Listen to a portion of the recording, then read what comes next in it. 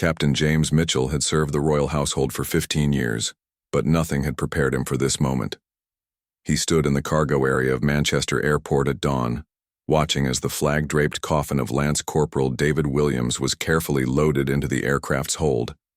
The young soldier had been killed in action 3 days earlier, and James had been personally assigned by the Queen herself to escort the fallen hero home to his family. The morning air was crisp as James adjusted his ceremonial red tunic, the gold braiding catching the early sunlight. His boots were polished to perfection and his bearskin hat sat proudly on his head. This wasn't just any uniform. It was the full dress of the Queen's Guard, worn only for the most solemn and important occasions. David's mother had specifically requested that her son be escorted home by someone in full ceremonial dress, wanting her boy to receive the honor he deserved. As James walked through the airport's main terminal, travelers stopped and stared. Some pulled out their phones to take pictures while others simply watched in respectful silence. The sight of a Queen's Guard in full ceremonial uniform was rare outside of Buckingham Palace or Windsor Castle. Airport staff nodded respectfully as he passed, understanding the gravity of his mission without needing explanation. The check-in process had been arranged in advance through military channels. James carried special documentation explaining his role and the nature of his journey. Everything had been coordinated between the Ministry of Defense, the royal household, and the airline. Or so he thought. As James approached the security checkpoint, he felt confident that his passage would be smooth. The documentation in his jacket pocket was official, stamped with the royal seal, and countersigned by his commanding officer. He had made similar journeys before, though never in full ceremonial dress. The weight of responsibility sat heavily on his shoulders, not just for the ceremony, but for the promise he had made to David's mother that her son would come home with the dignity and respect he had earned through his service. The security area was busy with early morning travelers rushing to catch their flights. Business people with laptops, families with excited children heading on holiday, and the usual mix of passengers that filled British airports every day. James joined the queue, his tall frame and distinctive uniform making him stand out dramatically from the crowd around him. When his turn came, James approached the security desk with his boarding pass and documentation ready. The security officer, a middle-aged man named Gary Peterson, looked up from his computer screen and did a double-take at the sight of the ceremonial uniform. For a moment, Gary seemed uncertain about how to proceed. He had never encountered a Queen's Guard at his checkpoint before. James handed over his documents with a polite nod. "Good morning, I'm Captain Mitchell, escorting a fallen serviceman home to his family." His voice was calm and professional, carrying the authority that came with years of military service and royal duty. Gary examined the papers carefully, his brow furrowed in concentration. The documents were unlike anything he had seen before. Official military orders, royal household letterhead, and various stamps and signatures that meant nothing to him. After several minutes of studying the paperwork, Gary looked up at James with an expression that suggested trouble was brewing. The line behind James began to grow longer as other passengers waited. Some were checking their watches nervously, worried about missing their flights. The atmosphere began to shift from respectful curiosity to impatient frustration as the delay stretched on. James remained perfectly still, maintaining his military bearing despite the growing tension around him. Gary Peterson had worked airport security for 12 years, and he prided himself on following procedures to the letter. He had seen all kinds of people try to bypass security with fake documents, false identities, and elaborate stories. The man in front of him might look impressive in his fancy uniform, but Gary had learned not to trust appearances. "I'm going to need to call my supervisor," Gary announced, picking up his radio. "These documents don't match anything in our system, and I can't verify this uniform as legitimate." James felt his jaw tighten slightly, but he maintained his composure.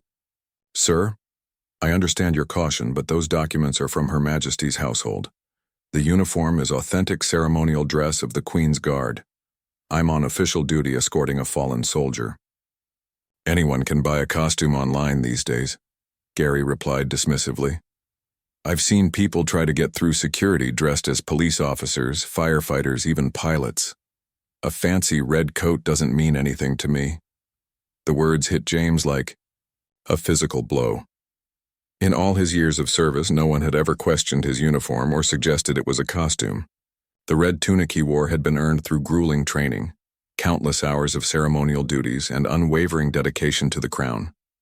To have it dismissed as a fancy red coat felt like an insult not just to him, but to every guard who had worn it before him. Other passengers in the line began to murmur among themselves. Some were clearly frustrated by the delay, tapping their feet and checking their phones. Others seemed fascinated by the unfolding drama, whispering to their companions about what they were witnessing. A few recognized the significance of the Queen's Guard uniform and looked uncomfortable with how the situation was developing.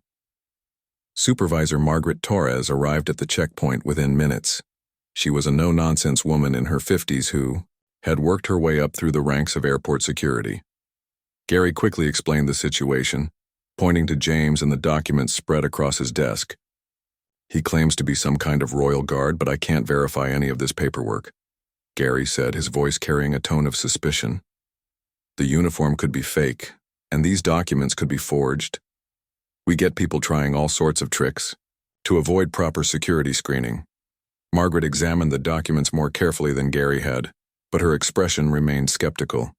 She looked up at James, taking in his perfectly pressed uniform, the gleaming medals on his chest, and the ceremonial sword at his side.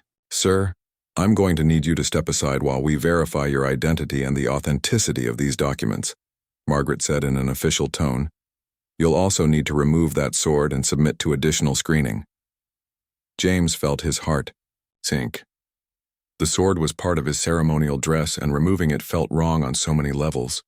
More importantly, every minute of delay meant David Williams remained in the cargo hold while his escort was being treated like a potential security threat. "Ma'am, I'm happy to cooperate with reasonable security measures," James replied carefully, "but I must stress the time-sensitive nature of my mission. A young soldier gave his life for his country, and his family is waiting for him to come home. I gave my word that he would receive the dignity and respect he earned." Margaret's expression didn't soften. If anything, she seemed more determined to follow protocol. "Everyone who passes through this checkpoint follows the same rules, regardless of what they're wearing or what story they tell us. No exceptions." The crowd behind James was growing restless. A businessman in an expensive suit called out, "Can't you just let the soldier through? We all have flights to catch." Others began to voice their agreement, but Margaret raised her hand for silence. "This checkpoint will operate according to established security procedures," she announced loudly enough for everyone to hear. "Anyone who doesn't like it can file a complaint with the airport authority." James realized he was facing more than just a security screening. He was confronting people who had no understanding of military tradition, royal protocol, or the sacred duty he was performing. To them, he was just another passenger trying to bend the rules. As James was escorted to a separate screening area, other passengers began pulling out their mobile phones. The sight of a Queen's Guard being detained was too unusual to ignore. Within minutes, videos were being uploaded to social media platforms across the internet. The hashtag "The Crier Royal Guard Detained" began trending almost immediately. Sarah Chen, a university student traveling home for the holidays, was among the first to post a video on TikTok. "Can't believe what I'm seeing at Manchester Airport right now," she said into her phone camera, panning to show James being led away. "They're treating a Queen's Guard like he's some kind of criminal. He's supposed to be escorting a soldier's body home." The video gained thousands of views within the first hour. Comments poured in from people expressing outrage at the treatment James was receiving. Many viewers recognized the authentic ceremonial uniform and couldn't understand why airport security would doubt its legitimacy. Meanwhile, in the security office, James found himself in the most humiliating situation of his military career. He was asked to remove his ceremonial sword, his medals, and even his iconic bearskin hat for inspection. Each item was photographed and cataloged as if it were evidence in a criminal investigation. "This is a 200-year-old tradition," James explained. as security officers examined his sword. This uniform has been worn by guards who have served monarchs from George III to Queen Elizabeth II. Every thread, every button, every piece of braiding has meaning and history. The security officers showed no interest in the historical significance. To them, the sword was simply a potential weapon, and the uniform was just clothing that needed to be verified. They treated each item with the clinical detachment of people who dealt with suspicious objects every day.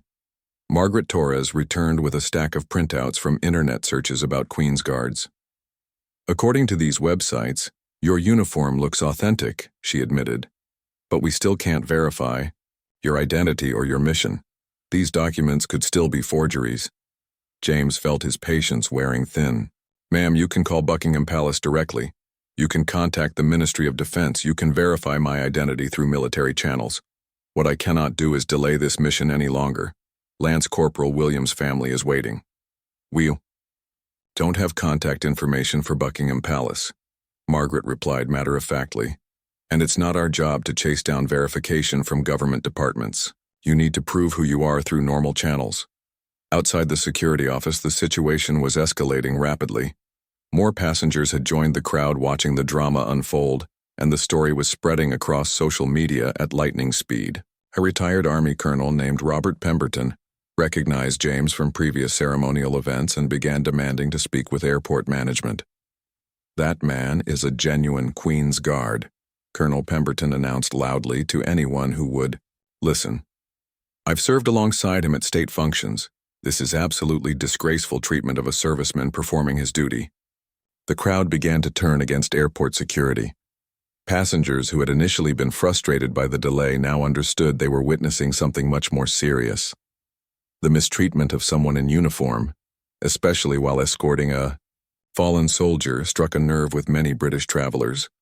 A group of passengers began chanting, "Let him through," while others held up their phones to record the growing protest. The situation was spiraling beyond anything Margaret Torres had ever experienced in her career.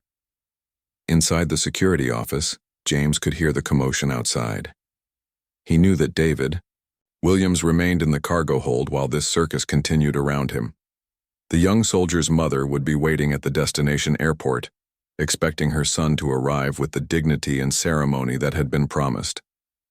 This is exactly what Lance Corporal Williams died fighting against, James said quietly to Margaret.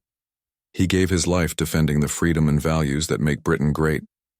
And here we are, turning his final journey home into a bureaucratic nightmare because someone can't tell the difference between a costume and a uniform that represents centuries of honorable service. Margaret looked uncomfortable for the first time since the incident began.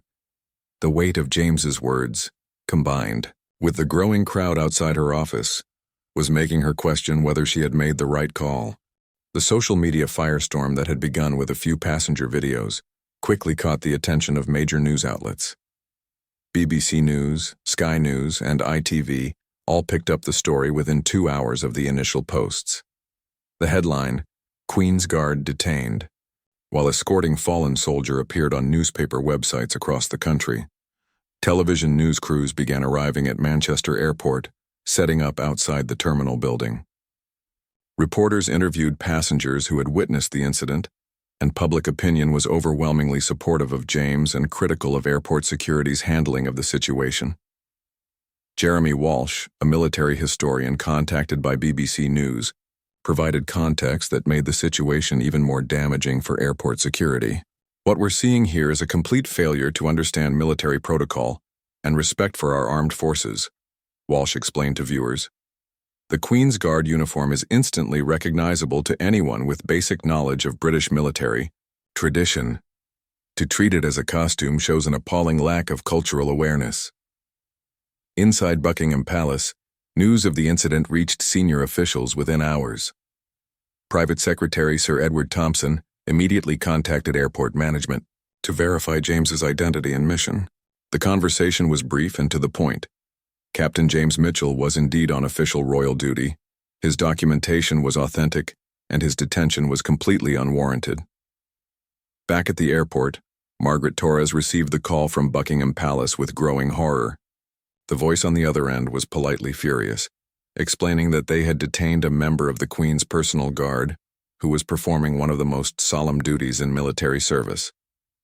"We will be conducting a full investigation into this incident," Sir Edward informed her.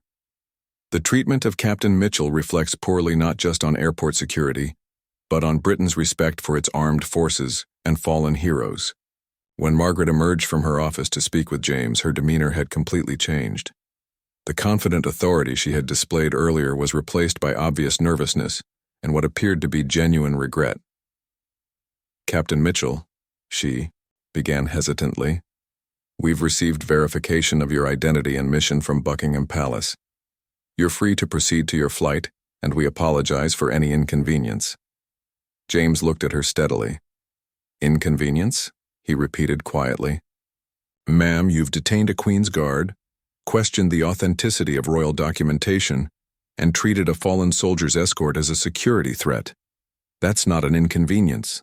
That's a failure of basic respect and understanding."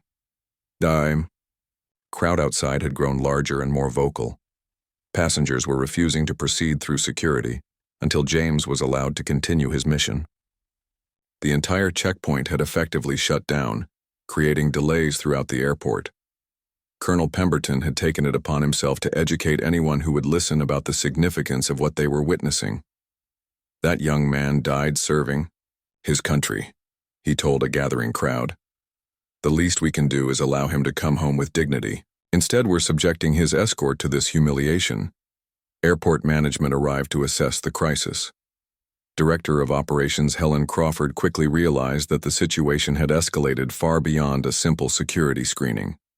Social media was full of condemnation for the airport's handling of the incident, and major news outlets were preparing extended coverage of the story. "We need to make this right immediately," Crawford told her staff. "This is a public relations disaster, but more importantly, it's morally wrong. We've disrespected a serviceman, his escort, and everything they represent." Meanwhile, James was finally allowed to collect his ceremonial items and prepare to continue his journey. As he carefully replaced each medal and adjusted his uniform, he thought about David Williams waiting in the cargo hold. The young soldier had been kept waiting while bureaucrats questioned the legitimacy of the very traditions he had died defending. The sword felt heavier as James fastened it to his side. Not because of its physical weight, but because of the weight of responsibility he carried.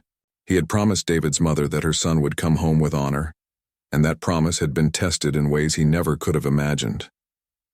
As news of Buckingham Palace's intervention spread through the airport, the mood began to shift. Passengers, who had been angry at the delays, now understood they had witnessed something historically significant. Many would later tell friends and family about the day they saw a Queen's Guard stand his ground in defense of duty and honor. As James finally made his way toward the boarding gate, something unexpected happened. Passengers throughout the terminal began to stand. What started with Colonel Pemberton rising to his feet spread like a wave through the waiting areas. Business. Travelers put down their laptops.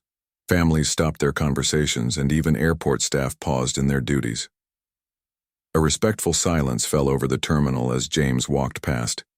His ceremonial uniform, which had been questioned and doubted just hours earlier, now commanded the reverence it deserved.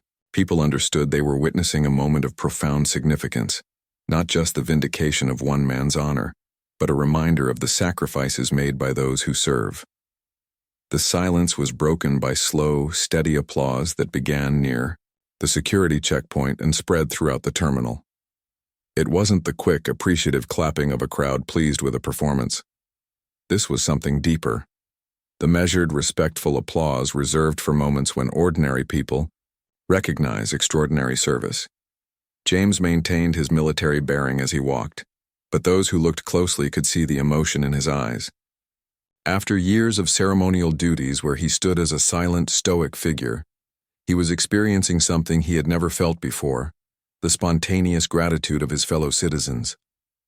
A little girl, no more than 6 years old, broke free from her mother's hand and approached James. She looked up at his towering figure in the iconic red tunic and bearskin hat, and with the innocent directness that only children possess, she asked, "Are you a real soldier?" James stopped and looked down at her, his stern expression softening for the first time all day. He knelt carefully, bringing himself to her eye level while maintaining the dignity of his uniform. "Yes," he said gently, "I am. And I'm helping bring another soldier home to his family." The little girl nodded solemnly, as if she understood more than her years would suggest. "Thank you," she said simply, and gave him a small salute that she had probably learned from watching cartoons or movies. James returned the salute with military precision, and for a moment, the chaos and controversy of the morning melted away. This was why he served. Not for recognition or acclaim, but for moments like this when the values he defended were passed from one generation to the next. By the time James reached his gate, news of the incident had reached the highest levels of government. The Prime Minister's office issued a statement praising James's conduct and expressing concern about the treatment he had received. The Defense Secretary announced that a review of airport security procedures regarding military personnel would be conducted immediately. Margaret Torres found herself at the center of a media storm that grew larger by the hour. News outlets were not just reporting the facts of the incident, but using it as a launching point for broader discussions about respect for military service, understanding of British traditions, and the balance between security and common sense. Social. Media had exploded with support for James and criticism of the airport's handling of the situation. The hashtag Royal Guard detained had been joined by "Docker respect our service" and "Bring David home." People were sharing stories of their own experiences with overzealous security procedures and calling for more training and sensitivity in how uniformed personnel were treated.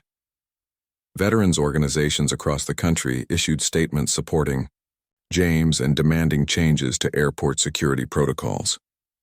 The Royal British Legion called the incident a shameful example of how disconnect from military tradition can lead to the mistreatment of those who serve. As James finally boarded the aircraft, he was greeted by the captain personally. "Captain Mitchell," the pilot said, shaking his hand, "it's an honor to have you aboard. We'll make sure Lance Corporal Williams gets home safely." The flight attendants had been briefed about the nature of James's mission and the controversy surrounding his treatment at security. They went out of their way to ensure his comfort during the flight, understanding that he was not just another passenger, but someone carrying out one of the most solemn duties in military service. Other passengers on the flight had followed the story on social media and recognized James as he took his seat. Rather than treat him as a curiosity or celebrity, they showed him the quiet respect that the situation demanded. The usual chatter and noise of a commercial flight was subdued, as if everyone aboard understood they were part of something more significant than a routine journey. As the plane taxied for takeoff, James looked out the window at the ground crew, handling the cargo compartment. Somewhere below, David Williams was finally continuing his journey home. The young soldier had been delayed, but he would arrive with the dignity and honor that his service and sacrifice deserved.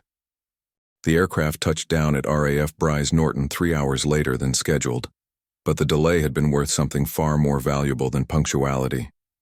Word of James's stand at Manchester Airport had reached David Williams' family, and they understood that their son's escort had fought as hard to bring him home with honor as David had fought in service to his country. David's mother, Patricia Williams, waited on the tarmac with other family members. She had followed the news coverage throughout the day and felt a mixture of pride and anger. Pride in James's dedication to his duty, and anger that such dedication had been questioned and challenged. When James emerged from the aircraft and stood at attention as David's coffin was carefully removed from the cargo hold, Patricia felt her heart swell with gratitude. Despite everything he had endured that morning, James was there in perfect ceremonial dress, ensuring that her son received the honor he deserved.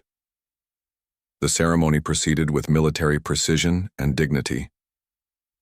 James escorted the coffin to the waiting hearse, his every movement reflecting the solemn importance of the moment. The media presence was respectful but noticeable. This was no longer just a private family ceremony, but a national moment of reflection on service, sacrifice, and respect. In the days that followed, the incident at Manchester Airport continued to reverberate through British society. Margaret Torres faced an internal investigation and ultimately resigned from her position. Gary Peterson, the security officer who had first questioned James's authenticity, was reassigned to duties that didn't involve passenger screening. The airport issued a formal apology, not just to James, but to the Williams family and to military personnel everywhere. They announced new training protocols to ensure that security staff would recognize military uniforms and understand the importance of ceremonial duties. More importantly, the incident sparked a broader conversation about how Britain treats its service members and veterans. Schools began inviting military personnel to speak about the significance of ceremonies like the one James had performed. The story became part of educational curricula about respect, duty, and the importance of understanding traditions that connect communities to their values. James returned to his regular duties at Buckingham Palace, but he was forever changed by the experience. He had always served with dedication and pride, but now he understood that his role extended beyond ceremonial functions. He had become a symbol of the values that the uniform represents: duty, honor, respect, and the willingness to stand firm in defense of what is right.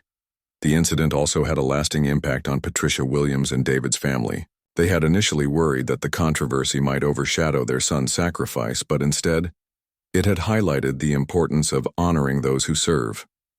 James's refusal to compromise his mission had ensured that David's story became part of a larger narrative about respect for military service. Months later, James received a letter from the little girl who had saluted him in the airport terminal. Her teacher had helped her write it as part of a school project about heroes. "Dear real soldier," it began, "thank you for helping bring the other soldier home. My daddy says you were very brave. I want to be brave like you when I grow up." The letter reminded James why the incident at Manchester Airport had mattered so much. It wasn't about his personal dignity or the respect due to his uniform. It was about preserving the values and traditions that connect one generation to the next, ensuring that concepts like duty, honor, and service continue to have meaning in a changing world. The Queen's Guard uniform that had been dismissed as a fancy red coat by airport security was, in reality, much more than fabric and buttons. It represented centuries of service, sacrifice, and dedication to principles that transcend individual lives. James had understood this when he refused to back down, and his stand had reminded an entire nation of what those principles mean. David Williams came home with the honor he had earned, escorted by a man who understood that some duties are more important than convenience, protocol, or personal comfort. The young soldier's final journey became a reminder that respect for service and sacrifice must be actively defended, even in the most unexpected places and circumstances.